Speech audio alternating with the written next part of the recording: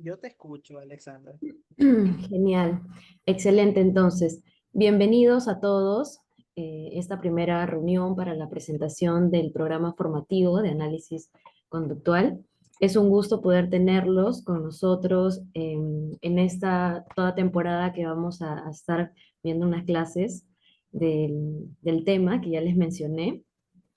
Me gusta bastante que hayan podido conectarse. Y bueno, como les acabo de mencionar, más que todo esta pequeña reunión es poder informarnos sobre lo que va a representar el programa.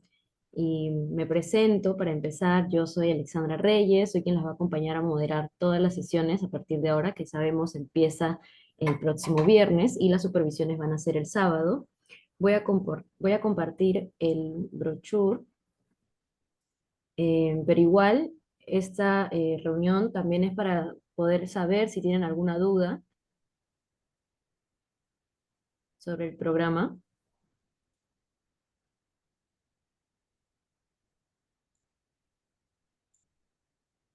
¿Se puede ver la pantalla? Sí se ve. Sí. Bien, entonces, bueno, todos ustedes tienen el brochure, tienen las clases, tienen la visión de Insight en general, la Academia Insight también. Como les mencionaba, todas las clases son los viernes a la misma hora y los sábados hay ciertas supervisiones, dependiendo del calendario, que empiezan a las 6 hora peruana. ¿Hay alguna duda antes de pasar a las siguientes presentaciones? No, por ahora no está claro. Muchas gracias, Joana. A ver en el chat. Ya, no hay alguna duda. Bueno, entonces me gustaría poder darle el pase a nuestro ponente, a nuestro docente que nos va a acompañar y a dictar este lindo curso, este lindo tema, al psicólogo Robert Polanco. Él es licenciado en psicología con amplia experiencia académica y clínica en la intervención conductual. Es docente nacional e internacional en diferentes instituciones, en España, Panamá, México y Perú, por ejemplo. Terapeuta conductual en cuadros de ansiedad y depresión en jóvenes y adultos. Máster en terapias conductuales en infantos juveniles y adultos por parte de ITECOC en México. Diversos cursos y diplomados en terapias cognitivas, conductuales y contextuales como activación conductual, AC, DBT y TIP. Tallerista en temas relacionados a la psicología basada en evidencia y psicoterapia para todo público. Es un gusto poder tenerte con nosotros, Robert. Te doy el pase para que puedas también presentarte o conversarnos. Alexandra, muchísimas gracias. Para mí es un placer poder compartir de nuevo con ustedes. De hecho, me emociona mucho que ya estamos a pocos días de esta formación, cuando ya la formación tenía, digamos, un primer acercamiento en la construcción hace aproximadamente más de 2 o 3 meses y ver que ahorita estamos ya a punto de iniciar y ya está a punto de consumarse este proyecto, me alienta un montón. Un placer, chicos. Para mí es un honor estar aquí con ustedes de nuevo, poder compartir, poder colaborar con este instituto. Y bueno, antes de iniciar, me gustaría compartir pantalla y quiero que ustedes me digan si la pantalla se ve.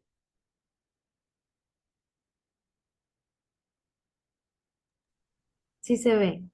Ok, buenísimo, chicos. Como ya Alexandra estuvo comentando, vamos a estar compartiendo a lo largo de varios meses sobre un tema súper valioso, un tema que es muy relevante para nuestra práctica clínica, que es el análisis funcional de la conducta.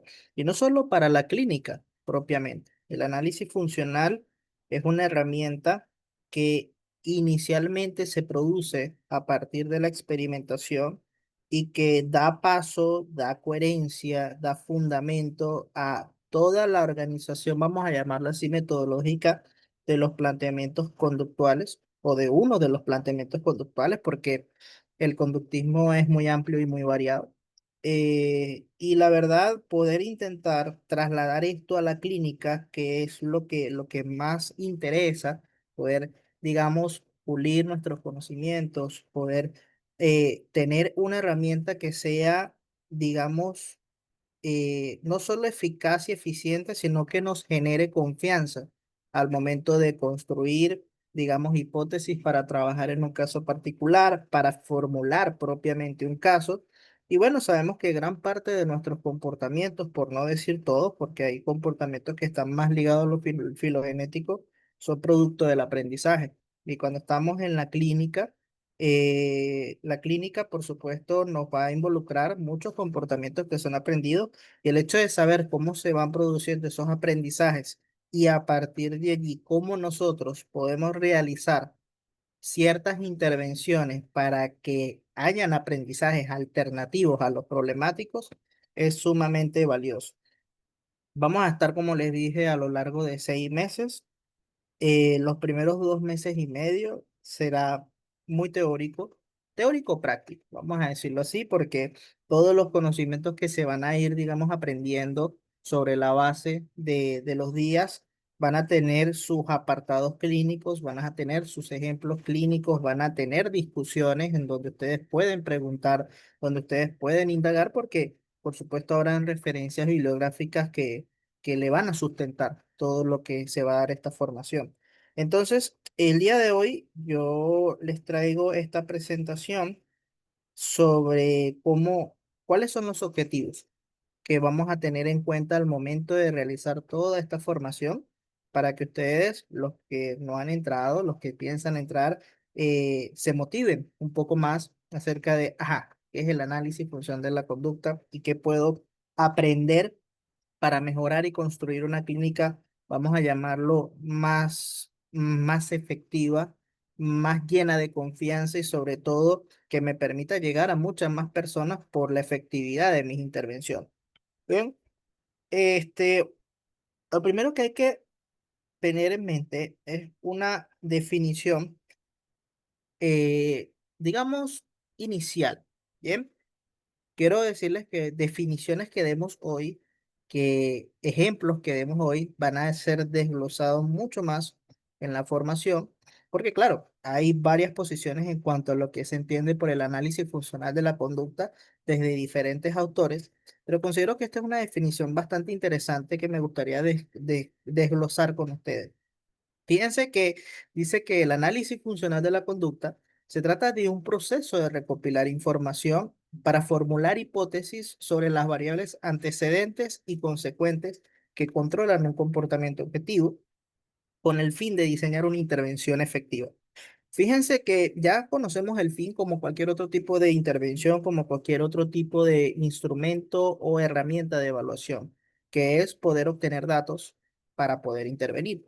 Sin embargo, la diferencia que tiene el análisis funcional de la conducta es que la recopilación de la información no es una recopilación, digamos, azarosa, no es una recopilación que se da de forma irreflexible, sino que la recopilación está, digamos, sustentada en el marco teórico de la psicología del aprendizaje que nos indican cómo se generan los comportamientos, cómo se mantienen los comportamientos y sobre todo cómo se pueden cambiar los comportamientos.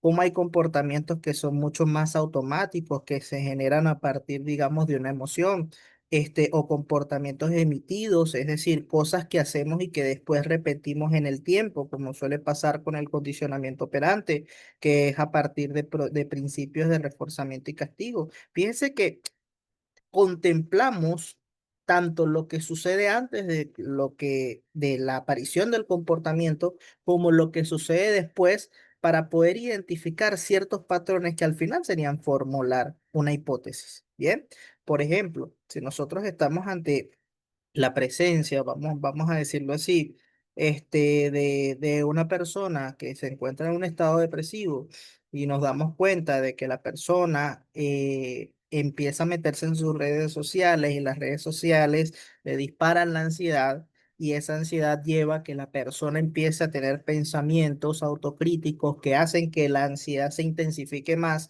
y eso lleva a que cama y se quede dormida, podemos notar ciertas cuestiones que están presentes en ese comportamiento. Primero, que hay estímulos que anteceden a esa respuesta emocional que tiene que ver en este caso con las variables del contexto, quedarme viendo un teléfono, ¿bien?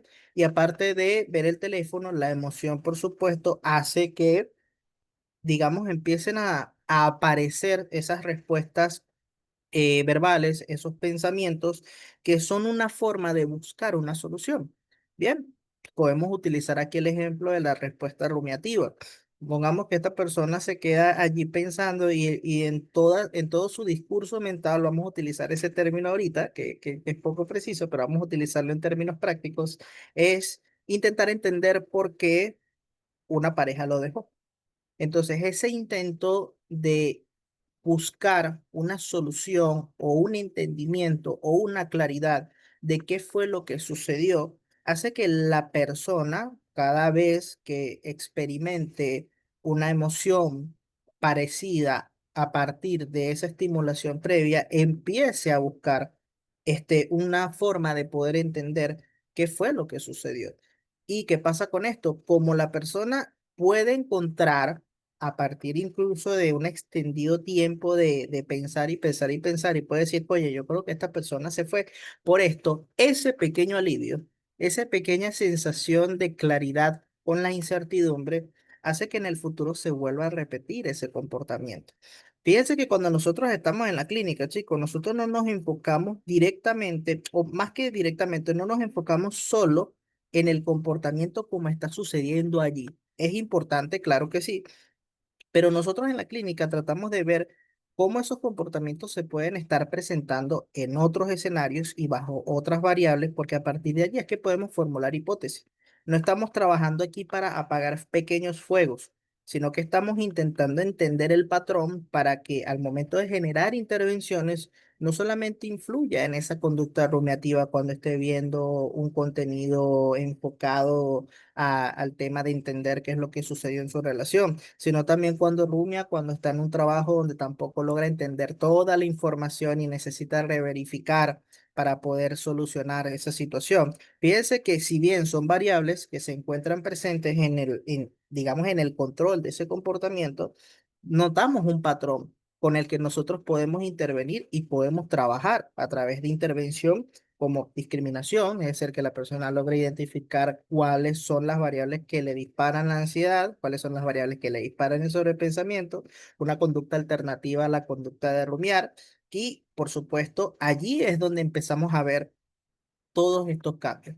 ¿Qué sucede, chicos, cuando hablamos de formulación, de hipótesis? Aquí ya está inherente la conceptualización de probabilidad. Bien, no es que nuestras formulaciones hipotéticas sean absolutas, sino que nosotros nos vamos aproximando en la medida en que vamos evaluando y trabajando en el caso. Capaz logramos identificar variables el día de hoy, pero que mañana cambian.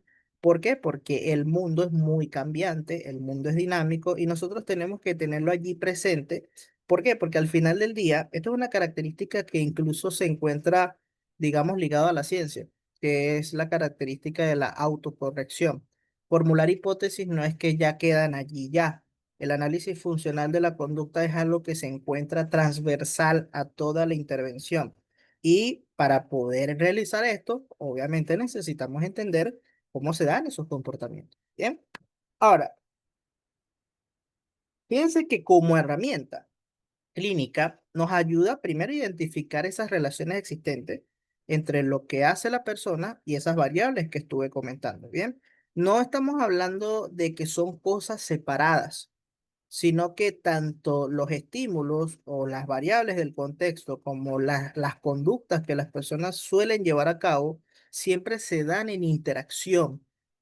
No hay conducta sin contexto, hay contexto sin conducta.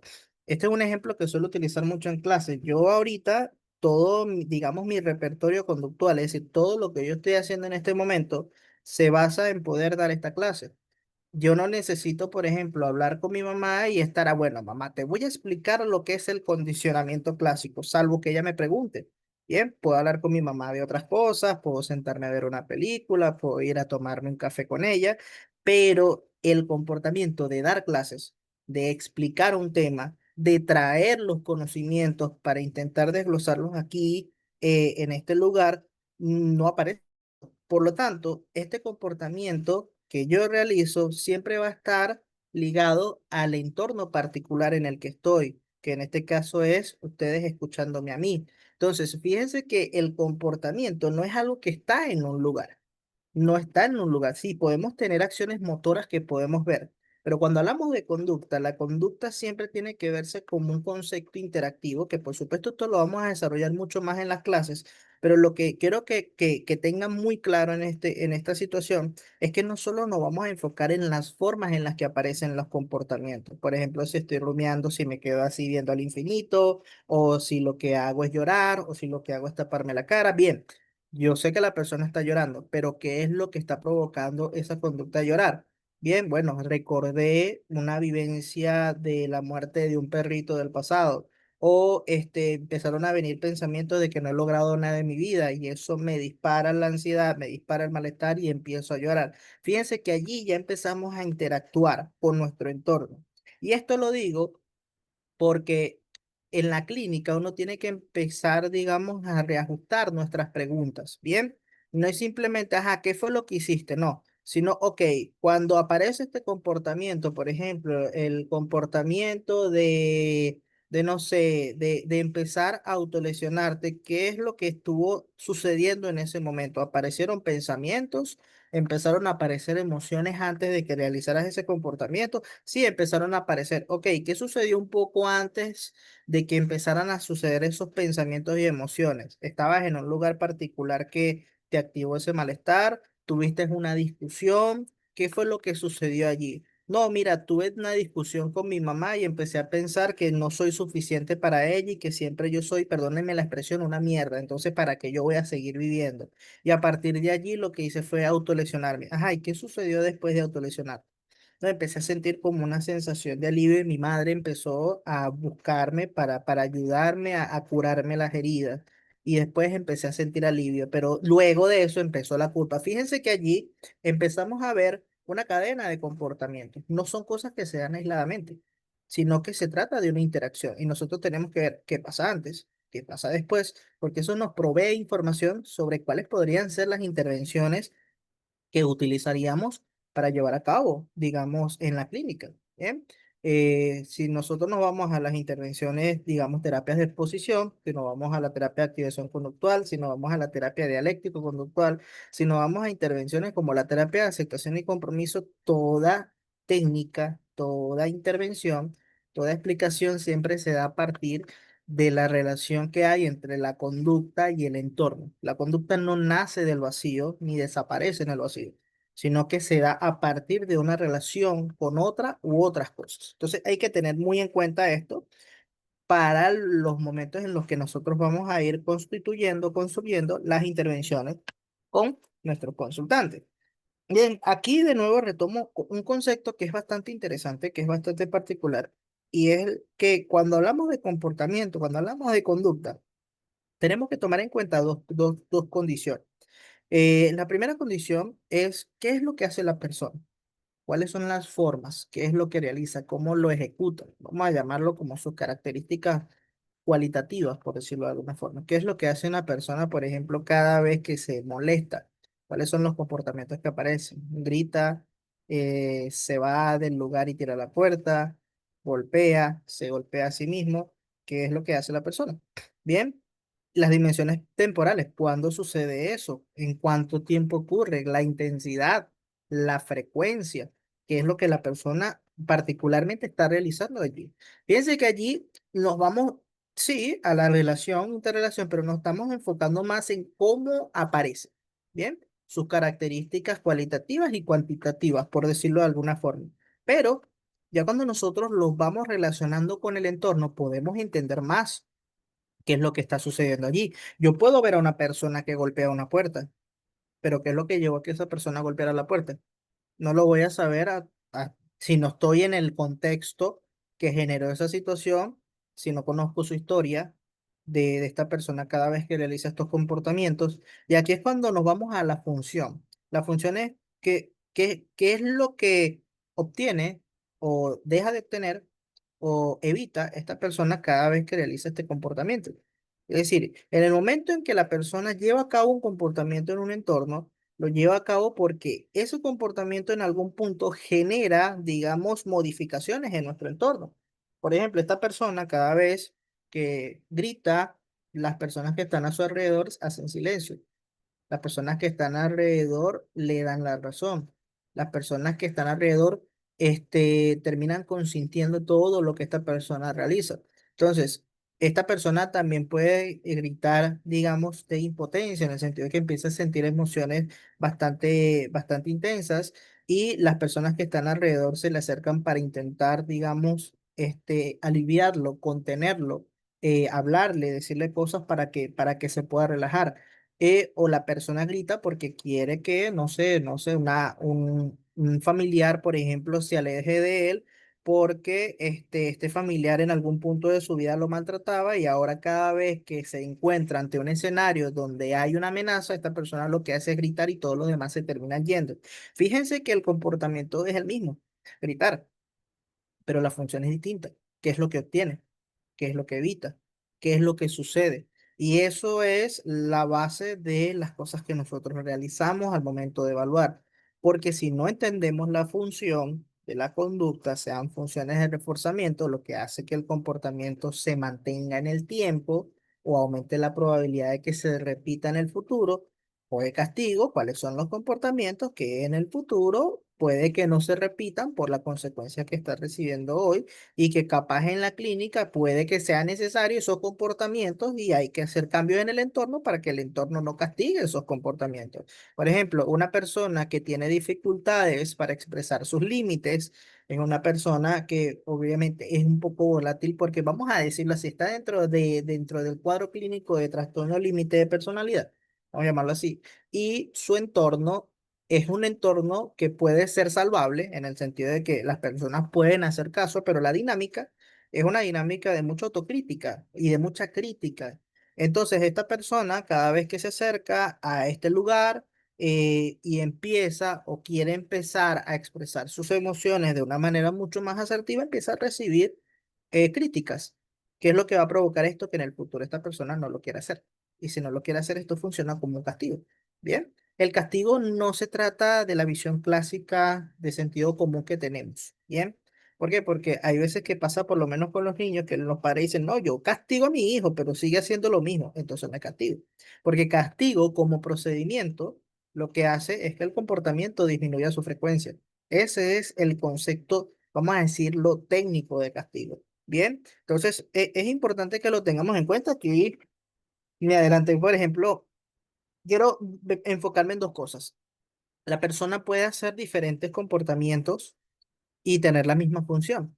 Bien, ¿a qué me refiero con esto? En la atención social, una persona puede hacer una pregunta, bien, y al hacer una pregunta obtiene atención. Es probable que vuelva a hacer la pregunta, pero está llamando esa atención en ese sentido. Una persona puede hacer chistes, bien, para que los otros se rían y también le preste atención. Puede gritar para que los otros también le preste atención.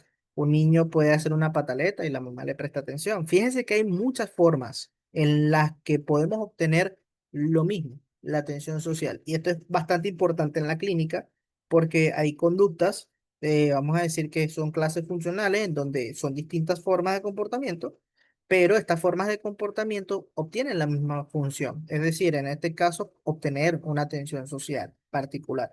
Pero también podemos obtener el caso distinto que hay diferentes funciones y misma topografía, como es el tema de lo que acabo de comentar del grito. Es decir, la persona puede gritar, es el mismo comportamiento, pero tiene funciones distintas. Una función de evitación, una función de, digamos, de reforzamiento porque las personas se acercan y empiezan a validarlo justamente cuando sucede, como pasa con la atención social. Entonces, noten que cuando estamos en la clínica, poco a poco nosotros tenemos que ir de forma progresiva a entender las funciones de los comportamientos que tienen los consultantes. La rumia, aunque se vea muy, digamos, compleja cuando uno les envía el registro a los consultantes, uno puede ver toda una retahíla de frases e historias que nos comentan en los registros, pero uno tiene que, sí, enfocarse en el contenido porque es valioso para ver el perfil, pero lo importante es ver cuál es la función, qué es lo que la persona obtiene cada vez que rumia.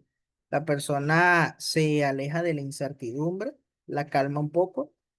La persona, cuando empieza a rumiar, es como una suerte de autocrítica que la lleva a motivarse, por ejemplo. La persona empieza a rumiar porque considera que rumiar es una útil de solucionar problemas o le da una personalidad de ser agradable, inteligente y que ama a los demás porque está sobrepensando y preocupándose. Nótense que pueden venir muchas formas, pero también pueden haber varias funciones. Y eso es súper fundamental tomarlo en cuenta porque a partir de allí es que vamos estableciendo intervenciones para que la persona poco a poco empiece a no responder a esos pensamientos a partir ya sea de ejercicios de mindfulness, a partir de ejercicios de difusión, a partir de ejercicios de contracondicionamiento, que es básicamente el término técnico, que es intentar instaurar una conducta alternativa a la que ya estaba realizando. Fíjense que son conceptos que de forma progresiva van a estar un poco ligados al tema de la función del comportamiento. Fíjense que tenemos toda una serie de herramientas que podríamos utilizar, pero al final el punto está ligado a qué es lo que podemos hacer para cambiar la hipótesis que yo tengo de este problema o para afectar los problemas que yo he identificado a partir de estas hipótesis que yo hago del caso con el que estoy trabajando. Bien, ahora. Cuando nosotros elaboramos un análisis funcional, bien, tenemos que, ya esto, digamos, ya esto tiene que ver mucho con lo que hemos estado hablando, identificar esas relaciones funcionales, qué está pasando antes, qué está pasando después. Fíjense que a veces tenemos una visión muy simple de los principios de aprendizaje. Consideramos que, estímulo, respuesta, estímulo. Tengo que ver un solito estímulo, una sola respuesta y un solito estímulo después. No, no, cuando ustedes empiezan a realizar la clínica y empiezan a notar, se dan cuenta de que hacer un análisis funcional no es tan sencillo como parece, porque hay muchos estímulos que pueden estar influyendo en la respuesta de la persona. Y hay muchas cosas que pueden estar sucediendo después. Además, hay otras variables que tenemos que tomar en cuenta, que son las variables estructurales. Por ejemplo, supongamos que una persona que suele tener mucha frecuencia e intensidad en rumia, esa persona durante un día completo no durmió, ¿bien? Y aparte de no dormir, ha tenido un día muy estresante y aparte de tener un día muy estresante, tampoco ha comido, ¿bien? Fíjense que cuando, por ejemplo, yo cuando no como, yo me pongo irritable, ¿bien? Cuando no duermo, no suelo rendir de la misma manera. Incluso cuando yo no duermo bien, el estado de ánimo lo siento un poquito tocado al día siguiente. ¿Por qué? Porque no me siento, digamos, en mi funcionalidad completa, o vamos a decir casi que completa. Una persona que rumia esto que está sucediendo, que no pertenece directamente a la cadena conductual, puede influir a que el comportamiento rumiativo se intensifique. Hay, por ejemplo, en casos con mujeres que el estado emocional y la rumia se intensifican cuando se encuentran en sus días de menstruación. ¿Por qué? Porque también hay factores biológicos que pueden influir en la cadena con la que estamos trabajando. Esos son, vamos a llamarlos variables disposicionales que hacen que la cadena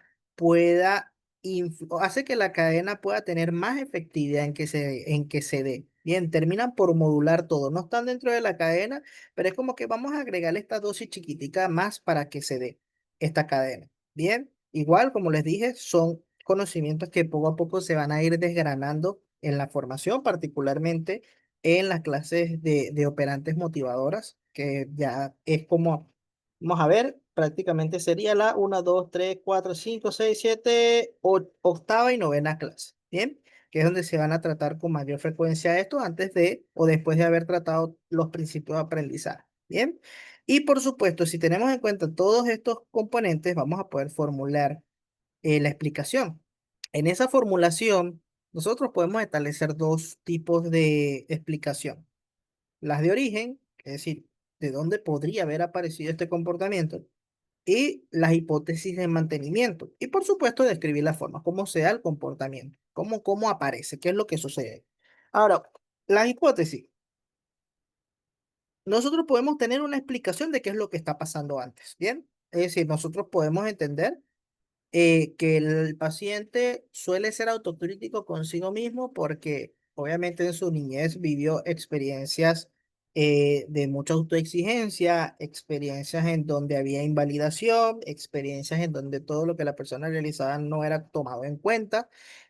Aparte, la persona pudo haber vivido experiencias de bullying en la escuela. Buenísimo. Ya tenemos información de qué es lo que pudo haber generado esos comportamientos. Pero hasta allí, hasta allí. Nosotros no podemos, no tenemos una máquina del tiempo para retroceder y cambiar esos constituyentes, pero sí podemos hacer cosas el día de hoy, porque ¿qué es lo que está generando el comportamiento hoy? No son las mismas variables del pasado.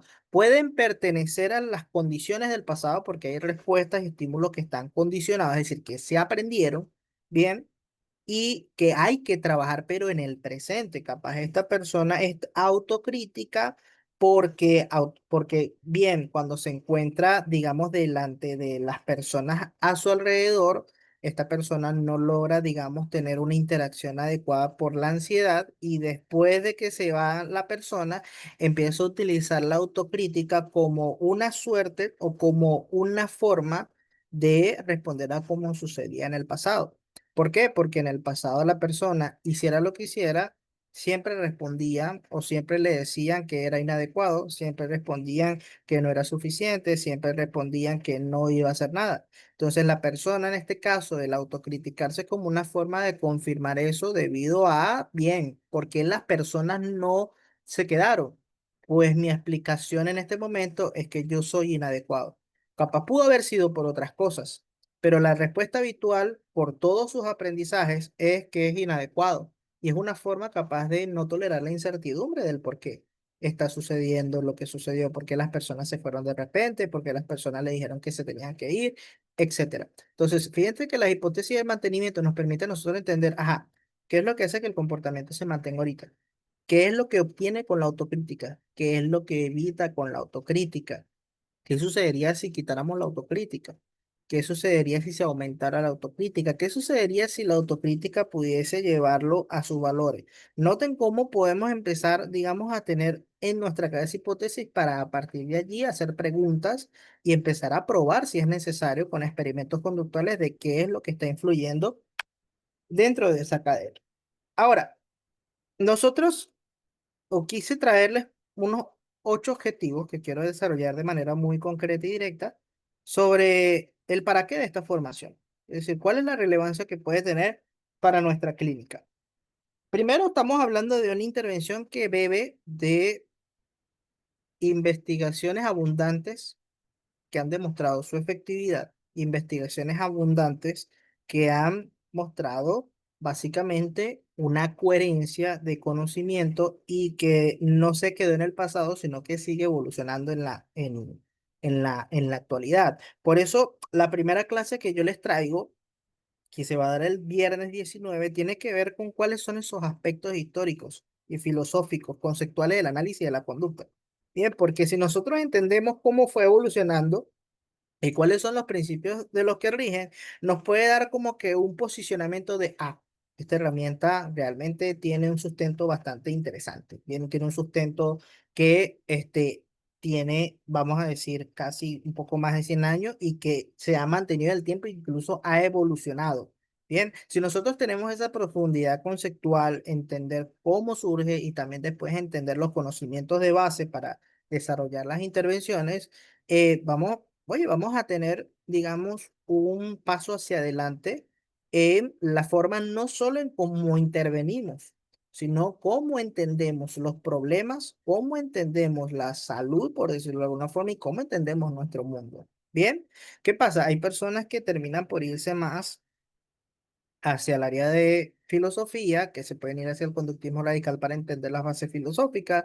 Hay otros que se pueden ir más hacia la investigación básica, es decir, cómo se instauraron los experimentos clásicos del análisis de la conducta, etcétera, etcétera, etcétera. Es decir, se puede hacer eso, bien, pero aquí queremos ver cómo lo aplicamos en la clínica. Y por eso yo digo, bueno, como no podemos abordar todo y todo de todo en 6 meses, por lo menos una primera clase como para que se posicionen y los que quieran seguir investigando, habrán referencias bibliográficas para que cada uno vaya construyendo y constituyendo su camino. Bien, pero fíjense por lo menos aquí, si nosotros empezamos toda técnica, toda intervención, no solo desde el análisis de la cosa, sino fuera, nos exige una visión o un modelo de base para entender el problema. Bien, por eso es que cuando personas, psicólogos, dicen que todo lo que hay en la psicología le funciona al paciente, es decir, todo lo que hay en terapia, sea terapia conductual, sea terapia cognitiva, sea terapia gestáltica, sea terapia psicoanalítica, sea terapia sistémica, y que cada uno puede utilizarlo en función del paciente, podemos caer en un error garrafal. ¿Y cuál es ese error garrafal? Que muchas de esas orientaciones teóricas pueden ser totalmente, digamos, totalmente contradictorias.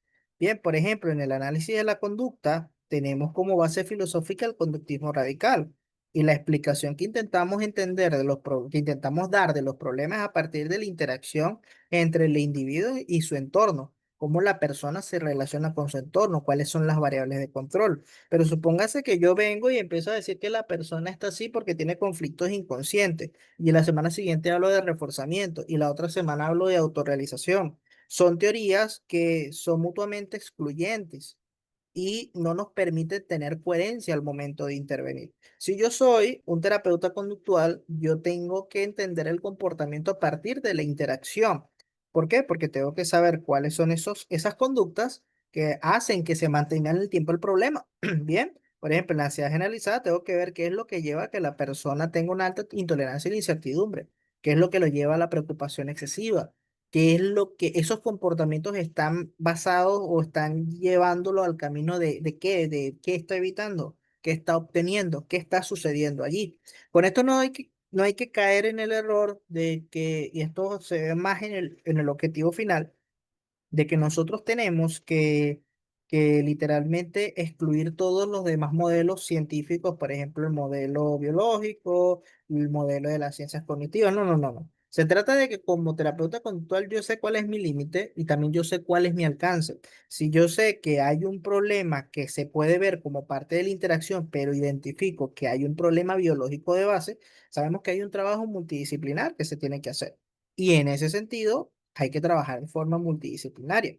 Y esto es importante tenerlo en cuenta porque a veces podemos caer en el reduccionismo, el extremismo de que, no, todo es conducta y todo lo conducta nada más lo podemos trabajar a partir de la interacción, ¿no? Hay componentes biológicos que no es que están en la base de problemas directamente clínicos, pero hay unos que están mediando muy significativamente. Por ejemplo, personas que tienen problemas a nivel de tiroides pueden tener un cambio a nivel de su estado de ánimo aunque la persona esté directamente interactuando con su entorno, con reforzadores naturales, etcétera. Y ya después de que tiene, digamos, un reajuste a nivel hormonal, automáticamente, ¡pum!, desaparece la depresión. Bien, ¿por qué? Porque hay componentes biológicos que sí, que pueden influir dentro de la dinámica. Eso es el primer objetivo. Cuando entendemos los principios, después, ay, vamos a ver el cuerpo. Ya sabemos el esqueleto, vemos un poquitico de historia, de filosofía, de componentes conceptuales. Ok, ahora nos vamos al cuerpo del esqueleto. Saber los mecanismos de aprendizaje. ¿Qué es lo que hace que un comportamiento se instaure? ¿Qué es lo que lleva a que un comportamiento se mantenga en el tiempo? Hay comportamientos que son más automáticos, más reflejos, por decirlo de alguna forma. Hay comportamientos que son mucho más complejos. Hay interacción entre estos principios de aprendizaje. Bien, fíjense este ejemplo básico que les traigo, que es un ejemplo que vamos a tomar. Y aquí hay términos, lo voy a explicar muy rápidamente, pero son términos que en la clase de condicionamiento clásico se van a ver más, igual que el condicionamiento operante. Fíjense que el condicionamiento respondiente nos ayuda a entender cómo un lugar cerrado, es decir, que es un estímulo neutro, y un estímulo neutro tiene que ver básicamente con un estímulo que no genera, digamos, una respuesta biológicamente relevante. Por ejemplo, respuestas de miedo no lo genera, sino que, bueno, yo veo un estímulo, por ejemplo, yo puedo ver aquí un lápiz y es simplemente un lápiz, por ejemplo. Pero si este lápiz yo lo llegué a ver en un momento de, no sé, en un momento traumático, en donde una persona le clavó este lápiz en el ojo a otra persona para sobrevivir, pues capaz yo puedo ver ese lápiz y automáticamente puede dispararse la respuesta automática de miedo. No por el lápiz, sino por la asociación que hubo con ese entorno. Fíjense, entonces el estímulo neutro es como que, ok, no hay una respuesta biológicamente relevante, pero sí se asocia con una primera experiencia de pánico, que esas experiencias donde la persona siente que se va a volver loca, que se va a morir, etcétera. Ese temor automáticamente va a hacer que se asocie ese lugar. ¿Bien? Entonces, cada vez que la persona se dirige a ese lugar, pues se va a detonar esa respuesta de miedo. Ahora, ese lugar no es un estímulo neutro, sino que es un estímulo condicionado. ¿Por qué? Porque se asoció, se conectó, por decirlo de una forma menos precisa, con esa experiencia inicial, que es la experiencia de temor. Y es una experiencia de temor que, bueno, que es biológicamente relevante, pero cuando uno siente temor es una forma de protegernos y de huir para poder sobrevivir como especie. Ahora, ya sabemos que hay una respuesta ya automática, bien, que se asoció a partir de esos estímulos. Ahí se dio un aprendizaje. Pero ahora la persona cada vez que está en un escenario, o María está en un escenario cercano a un lugar cerrado, o perdón, un lugar abierto, aquí coloqué cerrado, una disculpa, un lugar abierto, la persona empieza a evitar esos lugares, centros comerciales, mercados, plazas, etcétera. ¿Por qué? Porque ya anticipa de que eso va a provocarle la respuesta. Entonces, la persona como ve que cuando escapa o evita, no obtiene el aumento de la ansiedad, sino que más bien se reduce, es muy probable que en el tiempo la persona cada vez que esté en escenarios que impliquen la aparición de esa respuesta emocional, evite ese lugar. Bien, poner otro ejemplo de reforzamiento negativo. Yo tomo una pastilla ¿para qué? Para quitarme un dolor de cabeza. El dolor de cabeza se va. ¿Qué es probable que yo haga después en un futuro si me vuelve a venir otro dolor de cabeza? Tómame la pastilla, ¿no? ¿Por qué? Porque ya hubo un aprendizaje previo. Es probable que se repita en el futuro este comportamiento. Entonces, fíjense cómo cuando tenemos un conocimiento y dominio de los principios de aprendizaje, podemos establecer, porque los dominios de aprendizaje o los principios de aprendizaje no se dan de forma aislada. No es que hay está el condicionamiento clásico, luego el condicionamiento operante, luego el aprendizaje relacional, luego esto no. Todo sucede simultáneamente. Bien, hasta procesos uniestimulares están aquí porque la persona, por supuesto, está sensibilizada a esto. Y cuando uno realiza una intervención, lo que se intenta es que la persona empiece a exponerse a ese estímulo condicionado para que poco a poco se vaya rompiendo esa asociación, para que poco a poco se vaya habituando a esos estímulos que no son potencialmente peligrosos. Entonces, si nosotros tenemos en cuenta estos principios, no solamente vemos la respuesta de miedo como una respuesta automática y ya, sino que vemos cómo está asociado con un aprendizaje. Bien, vemos cómo esto lo podemos romper a partir de ciertas intervenciones, porque hay estímulos que no están ligados a algo potencialmente peligroso y que más bien lo que hace es reducir el bienestar de vida de esta persona. Bien, luego de esto, sabemos la filosofía, conocemos los dominios, bueno, ya sabemos que podemos desarrollar entrevistas, medir y registrar conductas de forma objetiva, teniendo en cuenta esta base y utilizar métodos sistemáticos de observación, análisis de datos. ¿Por qué? Porque ya tenemos una base detrás, ya sabemos qué es lo que vamos a evaluar, ya sabemos qué es lo que vamos a medir, ya sabemos a partir de dónde se van a empezar a constituir, digamos, las evaluaciones de las intervenciones que yo estoy realizando. Bien, entonces, no solamente tengo confianza en mi base teórica, sino que también tengo confianza en mi base metodológica de intervención. Bien, por ejemplo, cuando nosotros estamos aprendiendo a evaluar, uno de los conceptos que es bastante básico, que incluso nos los enseñan en entrevista, es operacionalizar el comportamiento. Hay consultantes que nos pueden venir y eso es muy habitual. Esto no es que es la excepción, esto es la norma. Es habitual que nos lleguen con descripciones muy vagas. Me siento mal. Me siento como que si me traga el mundo. Me siento vacío. Soy un tonto. Soy un estúpido. Carajo, ¿cómo yo puedo hacer algo allí? Yo necesito empezar a operacionalizar esa conducta. ¿Qué significa eso? Darle una descripción en función de comportamientos, emociones y cognición.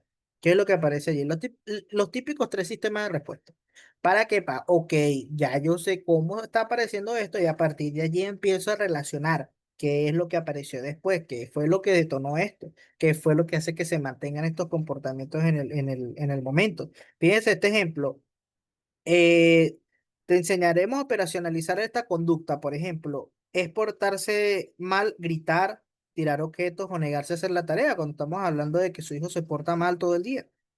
Se aprende, podemos utilizar registros de frecuencia, cada vez, cuántas veces el niño grita por hora o en el día, cuánto tiempo dura la rabieta, cuánto tarda en comenzar la tarea tras la instrucción, que incluso podemos irnos más específicamente, qué es lo que la persona realiza que hace que el comportamiento no aparezca, el comportamiento de grito. Y esa información es útil para establecer cambios estimulares en el entorno. Si nos vamos en este tipo de ejemplos aplicados a intervenciones infantiles, etcétera.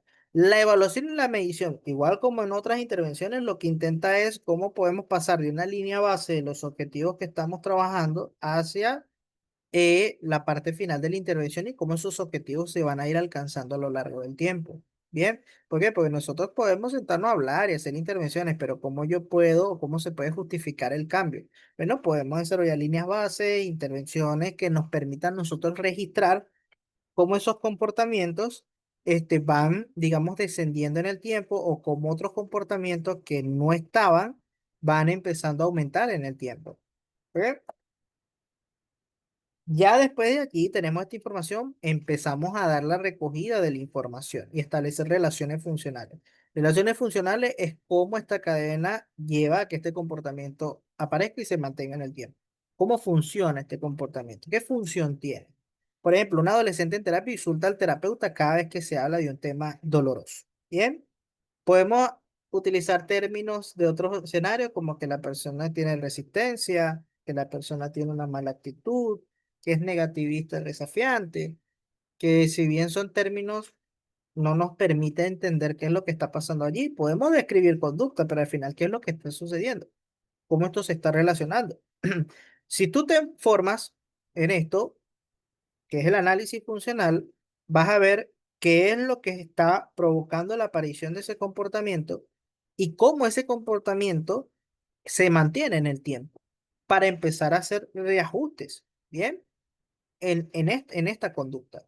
Ya aquí tienes un abanico de posibilidades de cómo trabajar. Si yo sé que la persona quiere escapar de esta conversación porque cada vez que expresa un tema doloroso, la critica, la insultan o el simple hecho de sentir incomodidad hace que reaccione de esa manera, ya tú puedes tener un abanico de intervenciones, ya sea desarrollar habilidades sociales, habilidades de poner límite, habilidades de aceptación emocional, habilidades de tolerancia al malestar, habilidades de tolerancia a la incertidumbre, etcétera. ¿Por qué? Porque estás empezando a entender la función de la conducta. No estás viendo solo la forma y no estás colocándole solo un juicio de valor y ya. Estás viendo qué es lo que está apareciendo en el momento. Entonces, ya no es simplemente que la persona es, digamos, o agresiva, o es resistente, o tiene mala actitud y ya de forma gratuita. Ya sabemos qué es lo que realiza o qué es lo que hace que ese comportamiento se mantenga en el tiempo, cómo la evitación influye allí. Bien, y aquí podemos elaborar diagramas para tener no solamente un marco de referencia para nosotros de poder organizar, digamos, muy lindo la información, sino que también es información, digamos, sintética, es información bien ajustada, nos permite realizar una psicoeducación de cómo los comportamientos aparecen, de cómo los comportamientos se mantienen, de cómo hay patrones de comportamiento que tienen las mismas funciones y cómo se podía trabajar para tener un mapa en la intervención. Bien, podemos aquí empezar a trazar a partir de las preguntas la historia de aprendizaje, conflictos familiares con este mismo adolescente, los antecedentes inmediatos, preguntas específicas, operaciones motivadoras, que es de las variables estructurales que les comenté, necesidad de evitar el dolor emocional o haber discutido con los padres una hora antes de entrar a sesión, o no haber dormido bien por haber capaz tenido pesadillas debido a discusiones que tuvo con los padres. Fíjense que son cosas que se pueden indagar y por supuesto, ¿cuál es la consecuencia que tiene el insulto o la consecuencia que tiene ese comportamiento? ¿Por qué? Porque esto me va a permitir, bueno, desarrollar particularmente conductas alternativas, como no explotar, sino pedir una pausa, un tiempo fuera, para que haya una regulación emocional y luego poder continuar o continuar en otro momento o pedir de forma asertiva que no quiere hablar de ese tema en lugar de responder en la forma en cómo ha estado respondiendo, porque al final, chicos, las personas no responden sí porque lo desee, la persona lo responde sí porque lo aprendió. y porque son las habilidades que tienen. Capaz hay personas que no tienen otras habilidades para enfrentarse a lo que les genera dolor. Y eso el clínico lo tiene que ir viendo progresivamente para, de forma progresiva, la persona vaya desarrollando esos comportamientos de habilidades sociales. Bien, o habilidades, como le dije, de tolerancia emocional. Hay personas que tienen el cuadro de trastorno límite de personalidad que es como que si los enseñaras a gatear de nuevo con todos los módulos de la DBT. Entrenamiento en habilidades interpersonales, entrenamiento en mindfulness, entrenamiento en tolerancia al malestar, entrenamiento en regulación emocional. Fíjense que todo están ligados a que la persona tenga herramientas alternativas a las conductas problemáticas y de riesgo que pueda tener. Una persona, por ejemplo, que tenga un cuadro de ansiedad social, capaz, oye, por tanto recogerse en su casa debido al temor, mira, hasta tiene pocas habilidades de generar un saludo de buenos días o un simple saludo. Y allí uno poco a poco tiene que empezar a instaurar estos comportamientos a partir de la evaluación funcional. Fíjense, por ejemplo, una forma gráfica de hacerlo. Hay varias formas en las que se van a graficar. Traje esta como un ejemplo, porque aquí estamos diagramando, por decirlo de alguna forma, cómo se puede dar, digamos, la cadena conductual, tanto en términos clásicos, es decir, respondientes, como en términos operantes, pero también van a aprender otros diagramas que están más ligados a, dependiendo de la evaluación funcional que yo hago, cuál es el comportamiento o el problema más central, cómo ese problema central se asocia con otras variables. Eso se los voy a traer en las clases ya particulares de lo que es para ver.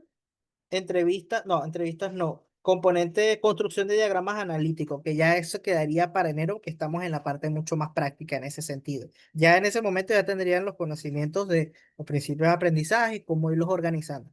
Pero aquí los traje de esta forma como para que ustedes vean cómo ustedes pueden diagramarlo tanto para ustedes como para la persona con lo que se quiere mostrar. Incluso aquí lo coloqué así con los términos técnicos, con el objetivo de que ustedes vayan familiarizándose con estos términos. Pero a nivel clínico, no hace falta que ustedes le expliquen a un paciente qué es un estímulo incondicional o incondicionado, respuesta condicional, etcétera. Simplemente es cómo se van estableciendo los aprendizajes. Bien, cómo eso puede generar el problema de la persona que está aquí, con el que estamos trabajando. Fíjense en la parte de arriba, que es más clásico. Bien, más clásico del respondiente. Primero, conversaciones sobre emociones o familia. Bien, capaz en algún punto esas conversaciones no generaban ningún tipo de respuesta emocional aversiva, pero poco a poco han habido historiales de discusiones familiares intensas, en donde cada vez que vienen estas conversaciones, bueno, ya automáticamente se dispara la autocrítica, ya automáticamente empiezan a tratarlo mal. Y esto tiene un bagaje histórico. ¿Por qué? Porque en el pasado la crítica, vamos a decir, en nuestro pasado evolutivo, era una forma, la crítica era una forma en la que nosotros teníamos el peligro de perder nuestra tribu. ¿Por qué? Porque si las personas no nos querían, si nuestra tribu no nos quería, nos dejaban. Y si nos dejan, nos morimos. Porque hay depredadores a nuestro alrededor. Y si hay depredadores, chaito, papá. ¿Por qué? Porque ya la tribu no te protege.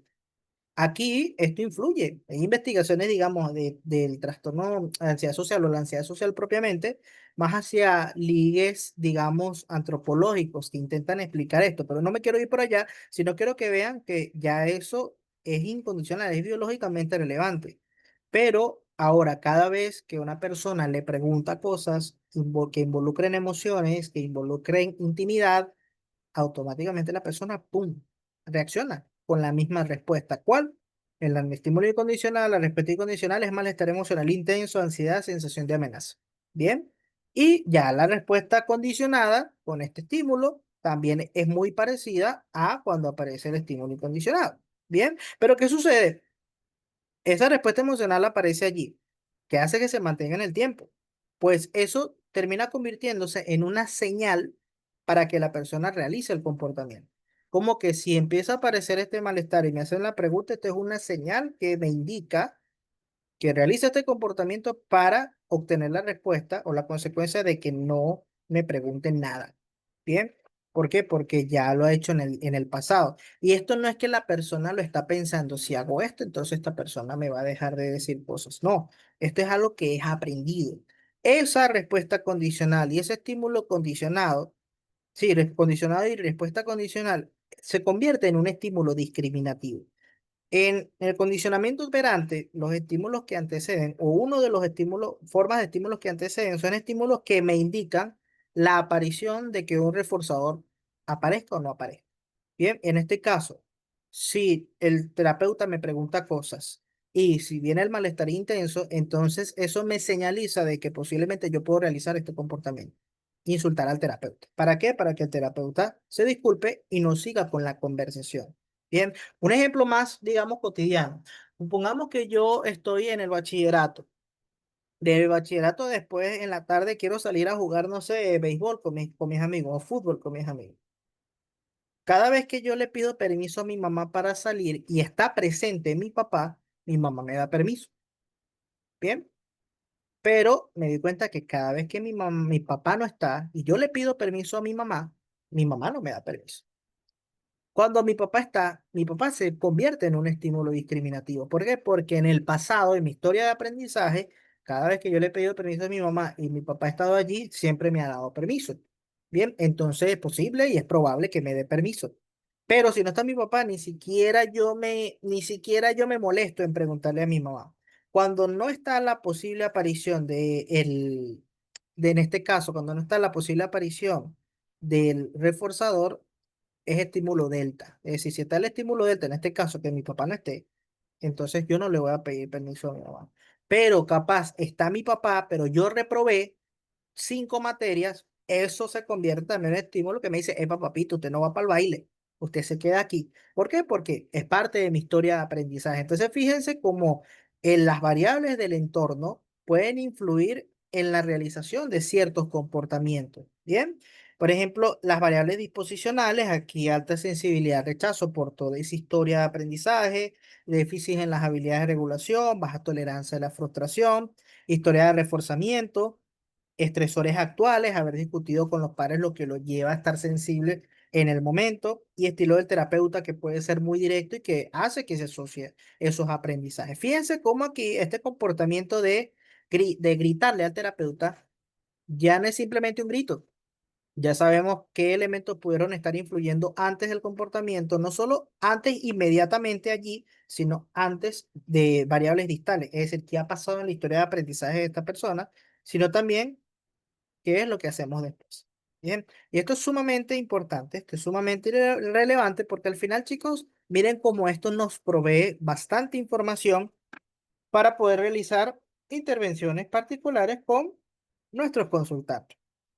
Un resumen de la hipótesis de mantenimiento, porque aquí nos habla de la hipótesis de mantenimiento, pues a través del proceso de condicionamiento clásico, la figura del terapeuta, haciendo preguntas sobre la familia, como lo condicionado, va a elicitar, es decir, va a generar comportamiento de forma automática de malestar emocional debido a su asociación previa con conflictos y críticas en casa. Este estado aversivo actúa como una operación establecedora, es decir, ¿por qué? Porque lleva a que el reforzador, digamos, incremente su valor. ¿Por qué? Porque si yo me siento mal, si siento alta sensibilidad emocional, puede que yo reaccione con mayor intensidad y el reaccionar con mayor intensidad puede hacer que incluso el reforzador de que la persona deje de preguntarme cosas sea mucho más probable. Y aquí este es un concepto que también lo vamos a ver en la clase de operaciones motivadoras. Bien, incrementa el valor reforzante de escapar de la conversación, haciendo que la conducta de insultar, respuesta operante, sea emitida ante preguntas del terapeuta, que es el estímulo discriminativo, lo que me señaliza la posibilidad de la presencia de reforzamiento. Y se habla de reforzamiento negativo porque elimino o me alejo de un estímulo que es aversivo, es decir, un estímulo que es desagradable. Cuando ustedes vean en literatura reforzamiento positivo negativo, castigo positivo y negativo, no hace referencia a que sea bueno o malo, bien, sino a lo que se agrega y a lo que se quita. Cuando hablamos de negativo es porque quitamos algo. Si decimos castigo negativo, por ejemplo, quitamos algo que para la persona puede ser agradable. Bien, si hablamos de reforzamiento negativo, hablamos de que quitamos algo que para la persona es desagradable, lo que aumenta la probabilidad que se refuerce el comportamiento. Si decimos reforzamiento positivo es porque agregamos algo que para la persona puede ser agradable. Es agregar algo, pero el punto aquí está en si en el futuro se repite o no el comportamiento. Porque podemos decir, ahí vamos a darle algo sabrosito. Por ejemplo, yo quiero que mi hijo empiece a, vamos a decirlo así, a ordenar mejor su cuarto. Entonces, como a mi hijo le gusta el chocolate, cada vez que lo ordene le voy a dar un chocolate. Pero si en el futuro ese comportamiento no se repite, entonces eso no fue un reforzador para el comportamiento. ¿Bien?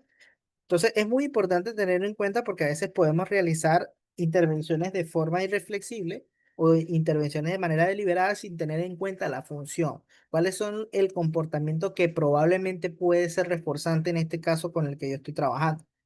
¿Bien? Objetivo 6.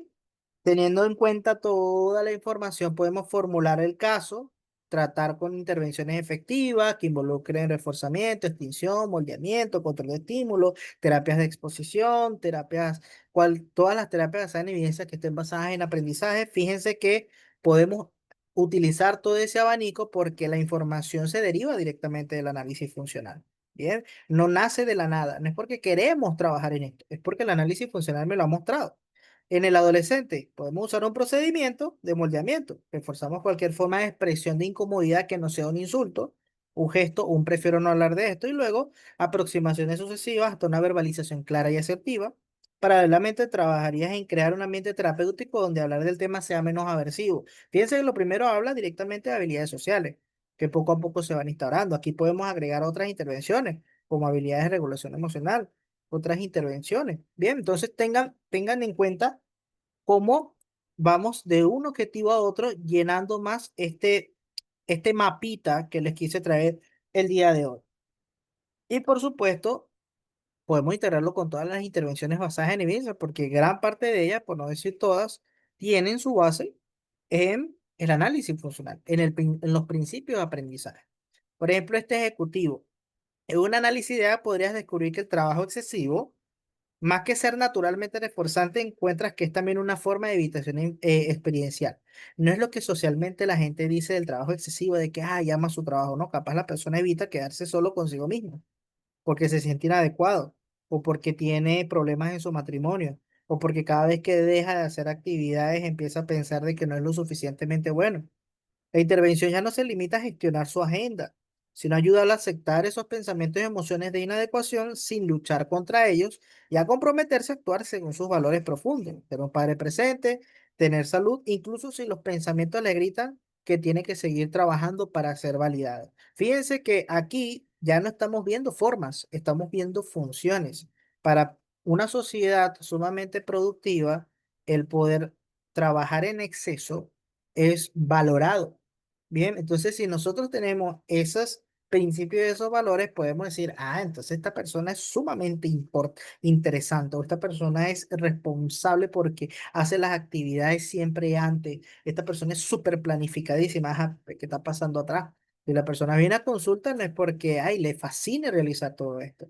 Capaz hay problemas de base que están funcionando para que la persona utilice esto como conductas de evitación del malestar. Bien. Y por supuesto, si tenemos toda esta formación, podemos colaborar con otras personas, como lo estuve comentando en el primer objetivo. El trabajo multidisciplinario muchas veces es sumamente importante. Capaz hay componentes de hipertensión que también podríamos trabajar con un médico de cabecera, que es lo que podemos realizar, por ejemplo, a nivel de intervenciones de exposición, si es necesario. Si hay un problema hormonal, ¿qué podríamos hacer a partir de ese equipo multidisciplinario en donde nosotros podamos ir más allá de nuestro paradigma, por decirlo de alguna forma, y poder entender el problema de manera mucho más integral, en donde la comunicación entre profesionales sea valiosa y sobre todo sea efectiva para lo que estamos realizando aquí. Porque al final estos conocimientos no son para nosotros, estos conocimientos son para ayudar al consultante. Es la base de todo lo que estamos haciendo aquí. Entonces, tener esto en cuenta nos va a ayudar a tener una comunicación precisa, una comunicación exacta, una comunicación limpia de qué es lo que está sucediendo en lugar de caer en sobreinterpretaciones del por qué la persona se está comportando como se está comportando. Ya hemos visto cómo hay ciertas cadenas que influyen para que la persona pueda o lleve estos comportamientos. Entonces, chicos, al final, la importancia de los principios de aprendizaje es que no van a proveer explicación. No es simplemente, una persona tiene depresión. ¿Por qué tiene depresión? Porque se queda acostado en la cama, empieza a tener pensamientos autocríticos y no se baña. Ay, ¿por qué no se baña? Se queda en la cama y tiene pensamientos autocríticos porque tiene depresión. Fíjense que ahí estamos hablando de una explicación circular. No nos permite explicar nada. Cuando hablamos del análisis funcional es qué pasa antes de que la persona se acueste, qué es lo que hace que la persona se mantenga allí, qué es lo que puede estar evitando, qué está obteniendo también. Ya no suponemos, sino que estamos viendo la relación de la interacción con el entorno. Son herramientas que nos permiten, vamos a colocarlo entre comillas, un cierto nivel de control, y esto lo pongo así porque sucede que, chicos, que el análisis funcional propiamente, el análisis funcional fue realizado a nivel de investigación, a nivel de laboratorio, y sabemos muy claramente que el laboratorio es más estricto el tema del control de variables que en el mundo natural. Entonces, aquí nosotros tenemos una aproximación de poder predecir qué es lo que está sucediendo. Por eso es que hablamos de hipótesis, por eso es que hablamos de probabilidades, más de hipótesis absolutas, que sería más bien como un oxímoron eso, hipótesis absoluta. Aquí tenemos un cierto dominio porque estamos identificando las cadenas. Y a veces no es simplemente hacer un juego mental, ahí está pasando esto, está pasando aquello, esta persona hace esto porque evita tal cosa. No, podemos hacer un experimento conductual. Hay consultantes que tienen, por ejemplo, un cuadro de ansiedad social, vamos a hacer eso. Y el consultante no sale de su casa, todo lo hace a distancia, con delivery, etcétera. Entonces la persona, no, es que yo me siento cómodo, yo puedo salir fácilmente a ir a comprar un pan y no pasa nada. Bien, pero pues, la persona, tú te estás dando cuenta de que su nivel de vida está muy restringido porque se queda en la casa. Si yo me quedo con eso, entonces, ¿cómo yo puedo evaluar? Capaz yo tengo una hipótesis que me dice, mira, esta persona no sale de su casa para evitar interactuar ante escenarios sociales que le generan malestar. Entonces evita cómo quedándose en su casa. ¿Cómo yo puedo probar esto? No simplemente diciéndomelo a mí o diciéndoselo a él, sino demostrándolo. Capaz podemos decir, mira, vamos a hacer algo. Vamos a ir a comprar ahorita un pan, agarra el teléfono y vamos. Bien, vamos a ir, que la panadería te queda a la esquina. Capaz la persona en ese momento puede empezar a activarse fisiológicamente, empezar a negarse, porque ¿para qué? No, no, no creo que sea necesario. Y fíjate que allí ya estás probando con un experimento conductual que esa hipótesis puede estar correcta en cuál es el mantenimiento del problema. Y al final, chicos, es la base de toda la intervención. Como les dije, hay una valoración transversal de todo lo que nosotros abordamos en la clínica. Una valoración transversal, el análisis funcional no es que lo hicimos en las primeras 3 sesiones y ya. El análisis funcional puede ir evolucionando a lo largo del tiempo y es importante tenerlo como una herramienta central en nuestro aparataje clínico al momento de intervenir. Y bueno, como conclusión, en esta formación, chicos, por supuesto hay que ser, vamos a decirlo así, cautos en nuestras expectativas y yo soy muy honesto en este sentido. Van a tener un conocimiento muy exhaustivo, van a saber realizar evaluaciones funcionales, van a saber, digamos, diferenciar entre los principios de aprendizaje e integrarlos, van a poder ver de manera muy práctica cómo los comportamientos pueden mantenerse en el tiempo. Ustedes van a ver eso y eso lo van a ver. Pero, a ver, ningún conocimiento que se precie y que sea, digamos, complejo se adquiere por completo en 6 meses. Esto es un abanico que a ustedes le va a abrir posibilidades para los que se quieran meter mucho más en el análisis funcional o quieran trabajar con una problemática particular con el que estén, digamos, interesados, pero esto les va a sentar las bases, ¿bien? Después de esta formación, van a tener muchas bases en análisis funcional porque van a aprender a ver la conducta en términos de interacción. No van a suponer, sino que van a analizar a partir de esas conexiones que hay entre los comportamientos de lo que sucede antes y después, organizándolo para realizar intervenciones clínicas exhaustivas y efectivas. Al final, chicos, es un conocimiento que es constante. Esto no es un camino mágico, pero sí es una guía para dejar de ver los problemas simplemente como presentaciones descriptivas de síntomas e ir un poco más allá, ir a lo radical, en este caso, ir a la raíz del problema, que son todos estos elementos de los principios de aprendizaje con confianza y con metodología. Entonces, bueno, esta era la presentación que les tenía el día de hoy. Espero haber sido claro, ahí está mi contacto para las personas que me quieran escribir, que me quieran seguir, que tengan preguntas adicionales. Estoy súper a la orden para que lo tengan allí en cuenta. Bien, aunque ya va, un momentico. Me di cuenta que aquí el número lo dejé incorrecto. El número es, segundito aquí, para los que quieran agregarlo.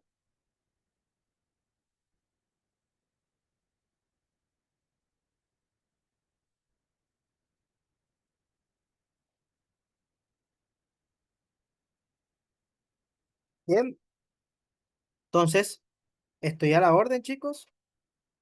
Cualquier pregunta que tengan, saben que me pueden escribir o la pueden hacer aquí también. Muchas gracias, Robert, por tu valiosa explicación. Ha sido bastante importante toda la información que nos has brindado sobre el tema, el cual vamos a ir tocando, como tú dices, más adelante en las próximas sesiones. Y quiero extender la invitación a los que están asistiendo, a los que han visto la charla de hoy, para que puedan hacer preguntas o comentarle alguna duda que les ha dejado. Chicos, pueden prender la manito, alzar la manito para participar o escribirlo también. Si no, yo creo que igual esa sería nuestro término por el día de hoy. Ah, ya. Jesús, nos comenta, sí, puedes abrir tu micro. Sí, disculpe, buenas noches. En la última diapositiva que estaba mencionando, bueno, llegué a leer un poquito en la parte de, bueno, que claro, el curso no es que te vas a ser un experto de la noche a la mañana, pero la última parte es la que me perdí un poquito, ¿no? O sea, entendí algo de que sentaba las bases para, bueno, para que nosotros podamos aplicar el análisis conductual bueno, en nuestros respectivos casos, ¿no? Me preguntaba si podía ahondar un poquito más en ese tema. Ok, ok, muy buena pregunta. Fíjate que cuando digo que se sienten las bases de que ustedes van a tener, digamos, los conocimientos centrales del análisis funcional de la conducta, van a saber integrarlos en la evaluación funcional y a partir de allí van a poder realizar intervenciones teniendo muy en cuenta esa información. Bien, ¿qué pasa con esto? Cuando yo digo de que no es una formación que los van a hacer completamente expertos, es porque al final del día la experticia no solamente lo da un conocimiento teórico, sino que también lo da la práctica. Bien, y también los da formaciones o más, digamos, avanzadas o incluso si se van a problemáticas específicas, capaz hay formaciones en análisis funcional, porque lo hay, que van más dirigidas a poder evaluar esas problemáticas en particular. También es importante entender de que esto es un universo, es decir, el hecho de poder entender cómo realizar un análisis funcional cuando ustedes busquen, cuando tengan la literatura, porque la literatura la van a tener, se van a dar cuenta de que los principios básicos de aprendizaje involucran muchísimos fenómenos. Fenómenos que incluso no son abordados en la clínica y que para los que estén interesados en profundizar más en ello, pueden hacerlo para su conocimiento personal y su expertise. Entonces, a eso me refiero en el sentido de que ustedes van a tener la base, van a tener la metodología. ¿Por qué? Porque como se comenta en el mismo programa formativo, no solamente tendrán las clases particulares en el momento, sino que van a haber sesiones de supervisión en donde ustedes podrán hacer preguntas enfocadas a dudas particulares de las distintas clases o incluso a problemáticas particulares que puedan tener en casos que se podrían traducir a lo que estamos trabajando en este curso. Entonces, básicamente me refería a eso. Lo que intento mostrar allí es que siempre el conocimiento va a estar en aumento y eso significa que lo que aprendemos hoy sí nos da una base, nos da un conocimiento, digamos, de fondo, que al final, por supuesto, cada uno va a ir involucrándose muchísimo más. Bien, no sé si te aclaré la duda allí, Jesús.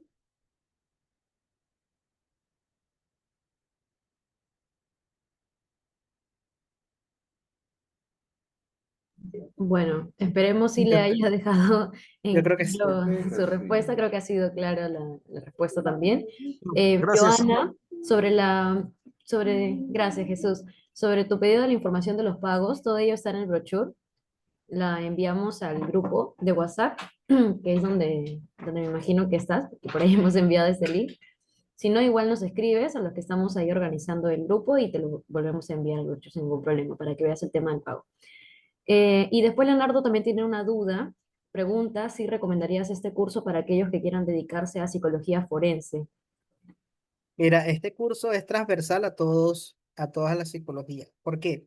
Porque al final estamos hablando de comportamiento, estamos hablando de conducta, estamos hablando de interacción. Y los fenómenos que se ven en la psicología forense, ya sea en términos de problemas, por supuesto que este curso te va a permitir, digamos, tener una claridad de cómo esos comportamientos pueden estar apareciendo y manteniéndose en el momento. Ahora bien, capaz hay, digamos, aplicaciones particulares del análisis funcional para la psicología forense, pues mi especialidad no es la psicología forense, pero sí se puede trasladar esa información en el momento de intervenir en ese sentido.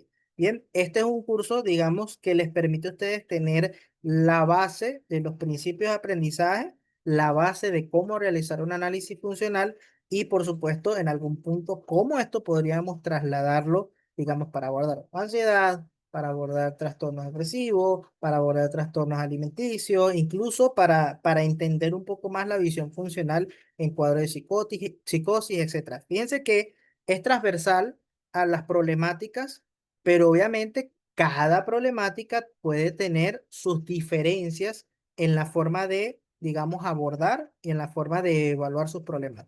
No sé si tú lo aclaré, Leonardo, cualquier cosa tú me dices. Ok, ok, buenísimo.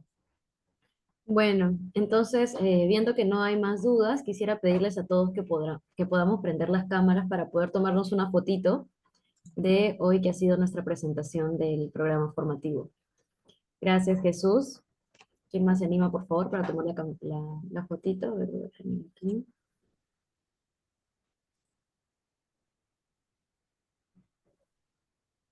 Gracias, Geraldine. Gracias, Jacqueline. Por ahí, Belén se suma. Vamos a dar unos 3 segunditos más, a ver, para que se vayan acomodando, por ahí arreglando un poquito, seguro pasándose su manito de... Ya. Bien, en 3, 2, 1. Listo, chicos, muchas gracias. Igual para anticiparles que las próximas sesiones, ya cuando empiecen las clases, la idea es que todos podamos estar con las cámaras prendidas para fomentar mayor la interacción en el aprendizaje también con nuestro docente, ¿sí? El día de hoy los hemos dejado un poquito quizá tranquilos para que escuchen más la información a gusto, pero ya a partir de la siguiente clase vamos a solicitar las cámaras, que puedan estar atentos también con las reacciones, con los comentarios, ¿no? Responder y así poder hacer más interactiva la charla. Bien, entonces eso sería todo. Muchas gracias de nuevo, Robert, por tu tiempo y por tus valiosas explicaciones. El placer es mío, Alexander. Bueno, chicos, nos vemos el viernes para iniciar.